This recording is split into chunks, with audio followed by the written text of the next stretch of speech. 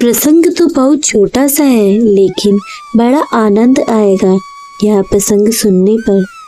धनी नाम भक्त सुदामा से कथा सुन रहे हैं और सुदामा जी से आग्रह करते हैं कि अब आप मुझे और व्याकुल ना करें और आगे की कथा सुनाएं। तो सुदामा जी भी कहते हैं कि हाँ, मैं आपको आगे की कथा सुनाता हूँ। सुदामा जी भी कथा सुनाने की मुद्रा में बैठे हुए थे और आगे कहते हैं, जय श्री राधे कृष्णा। मित्रों, आप सभी का मेरे चैनल में हार्दिक अभिनंदन है। मैं बीच में इस तरह से बोली, उसके लिए मैं आपसे माफ़ी मांगना चाहती हूँ। मैं आपसे बस एक विनती करती हूँ कि जो मैं आज आपको कथा सुनाने जा रही हूँ उसको आप पूरा सुनिएगा। भक्तों, आप सभी मेरी पूरी कथा का श्रवण नहीं करते हैं।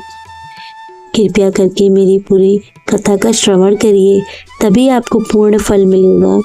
चलिए, अब मैं आपका ज़्यादा समय बर्बाद ना करते हुए आपको कथा का श्रवण कराती हूँ। एक धनी नाम के व्यक्ति थे। वह सुदामा जी के पास जाकर कहते हैं कि यह माया कौन है और माया का वर्णन क्यों किया गया है हर जगह। माया ने हरि से क्या मांगा और क्यों मांगा। उनके आग्रह करने पर सुदामा जी उन्हें एक कथा सुनाते हैं और कहते हैं, बात उस समय की है जब सृष्टि बनी थी। उस समय परमात्मा ने धरती पर अनेक प्राणियों की रचना की थी। जब प्राणियों की रचना की तो उनको नचाने के लिए माया का भी सृजन किया। कथा में वह आगे कहते हैं कि एक दिन श्री हरि विश्राम कर रहे थे और विश्राम की मुद्रा में सो रहे थे, तो माया उनके पास रुष्ट मन से गई और श्री हरि ने माया को रुष्ट मन से देखा तो पूछा कि माया क्या हुआ। तब माया ने कहा, महाराज, आपने जिन प्राणियों की रचना की है वे न केवल दीर्घा है वरना बहुत ही कुरूप भी हैं, अच्छे नहीं दिखते। अतः उनके आहार, निद्रा, भय और काम क्रोध के मध्य डोलते डोलते मेरी दुर्दशा हो गई है। तब श्री हरि ने कहा, आओ मैं तुम्हें एक नई रचना दिखाता हूँ। फिर वे माया को अपने सृजन कक्ष में ले गए। वहाँ एक मंच पर वस्त्र से कुछ ढका हुआ था। माया ने पूछा, प्रभु यह क्या है। तब श्री हरि विष्णु ने उत्तर के रूप में वह वस्त्र हटा दिया। उस रचना के अनावृत होते ही माया ठगी सी रह गई। माया ने आज तक ऐसी सुंदर रचना नहीं देखी थी। उसने चकित होकर पूछा भगवान से, यह क्या है प्रभु, इसका नाम क्या है और आज तक जितने भी लोगों की रचना आपने की है उनमें से इस प्रकार के सुंदर जीव हरि का मैंने दर्शन कभी नहीं किया। यानी इतने सुंदर यह मैंने पहले कभी नहीं देखी चीज। तब श्री हरि हंसकर कहते हैं, माया यह एक नवीन रचना है, इसे तुम साक्षात मेरे जन्म अंश से सृजित ही जानो। इस जीवधारी को तुम मनुष्य के नाम से जानोगी। माया ने कहा, प्रभु यह आपका कैसा न्याय है कि आपने खेलने के लिए तो इतनी सुंदर रचना की और मेरे खेलने के लिए कुरूप पशु पक्षी आदि का निर्माण किया। आप इसे मुझे दे दीजिए, इससे तो मैं खेलूंगी। तब श्री हरि ने माया को बहुत समझाया कि यह मनुष्य तो उनको अति प्रिय है, अतः वे उसको कैसे दे सकते हैं। पर माया कब हार मानने वाली थी, वहाँ भी हट करके बैठ गई। अंततः श्री हरि विष्णु ने माया से कहा, चलो हम दोनों एक कार्य करते हैं, हम दोनों ही इसके साथ खेलते हैं।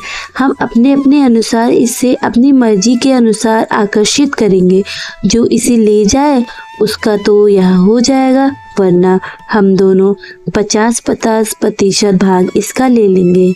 यानी भगवान का कहना था हमारी भाषा में कि हम इसका 50% ले लेते हैं।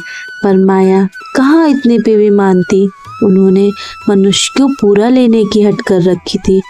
तब माया ने श्री हरि विष्णु से कहा, प्रभु तब तो यह मनुष्य निश्चित रूप से आपका ही होगा। यह तो केवल समांतर शक्ति का नहीं होगा।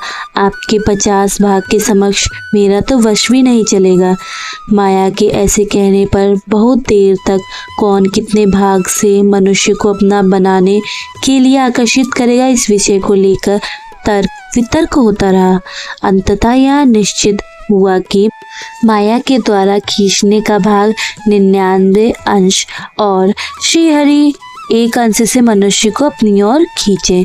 सहज भाषा में हम आपको समझाएं तो माया को 99% मिल गया और भगवान को केवल 1% मिला अपनी ओर मनुष्य को खींचने के लिए। तब माया स्वर में बोली कि प्रभु, इतना सब होने पर भी आपको एक प्रतिज्ञा और पूरी करनी होगी कि 99 अंश से जब मैं मनुष्य को खींचूंगी तो पूरे वैभव और ऐश्वर्य के साथ खींचूंगी और उन्हें दिखाई दूंगी, अर्थात मैं मनुष्य को सामने से खींचूंगी और आप एक अंश से उन्हें जब खींचेंगे तो अप्रत्यक्ष होकर खींचेंगे, आप अगोचर अदृश्य होकर खींचेंगे, अर्थात आप छिपकर खींचेंगे और सामने से उन्हें कभी नहीं खींचेंगे। तब से ही कहते हैं कि मनुष्य के साथ माया और परमात्मा दोनों ही खेल रहे हैं। माया साधनों के माध्यम से मनुष्य को दिखाई देती है और उनके मन को बांधकर अपनी ओर खींचती है। वहीं दूसरी ओर श्री हरि विष्णु अप्रत्यक्ष रूप से मनुष्य को अपनी ओर खींचते जा रहे हैं। पर जिस मनुष्य पर श्री हरि रिझ जाए उसके सन्मुख माया सिर पटक पटक कर मर जाती है, किंतु वह उसकी ओर देखता तक नहीं। ऐसा भक्त माया की ओर तनिक भी नहीं देखता। माया का कोई पार्श्व श्री हरि कि उस स्नेह पाश को छू भी नहीं पाया जिसे श्री हरि ने चुन लिया हो। जो भी उनके द्वारा चुन लिए गए वे माया से अप्रभावित रहते हैं। सुदामा जी धनीराम जी को यह कथा सुनाते सुनाते श्री हरि विष्णु की जय जयकार करने लगते हैं। फिर धनीराम भी कथा सुनते सुनते सुदामा की तरफ इस प्रकार देखते हैं कि वह श्री हरि विष्णु के चरणों में अपनी भक्ति की याचना कर रहे हों। कथा की आनंद वर्षा में भीगे हुए वे हाथ जोड़कर बोले, जय हो श्री हरि विष्णु की, जय हो श्री हरि विष्णु की। आप सुदामा जी, कितना सुंदर प्रश्न और प्रसंग आपने सुनाया है। आपने मेरे सारे ही प्रश्नों के उत्तर दे दिए और इस कथा के माध्यम से हमें यह पता लगा कि हमें किसे चुनना है। अब यह हमारे ऊपर है कि हम भगवान की ओर जाना चाहते हैं या फिर माया की ओर जाना चाहते हैं। भगवान के पास केवल 1% ही और माया के पास 99% है। तो हम भक्ति के माध्यम से, सेवा के माध्यम से, नाम जप के माध्यम से अपने प्रभु को रिझा सकते हैं और 1% भी काफ़ी होता है श्री कृष्ण को परछाने के लिए। तो मित्रों, कथा के अंत तक बने रहने के लिए धन्यवाद। यह थी माया ने हरि विष्णु से वर मांगने की कथा, अर्थात मनुष्य को अपने पक्ष में रखने की कथा। अगर इस कथा में मुझसे कोई त्रुटि हुई हो तो मुझे माफ़ कीजिएगा और उस त्रुटि को कमेंट बॉक्स में अवश्य बताइएगा। मित्रों, आप सभी मेरे चैनल पर आते तो हैं मगर मेरे चैनल को सब्सक्राइब करे बिना ही चले जाते हैं। मित्रों, मेरी आप सभी से एक विनती है कि आप सभी मेरे चैनल को सब्सक्राइब कीजिए। आपके इस एक सब्सक्राइबर से मेरी ज़िंदगी बदल सकती है और श्री हरि आप सभी पर अपनी कृपा दृष्टि और अपना आशीर्वाद बना करे। हर हर महादेव, शिव शंभू।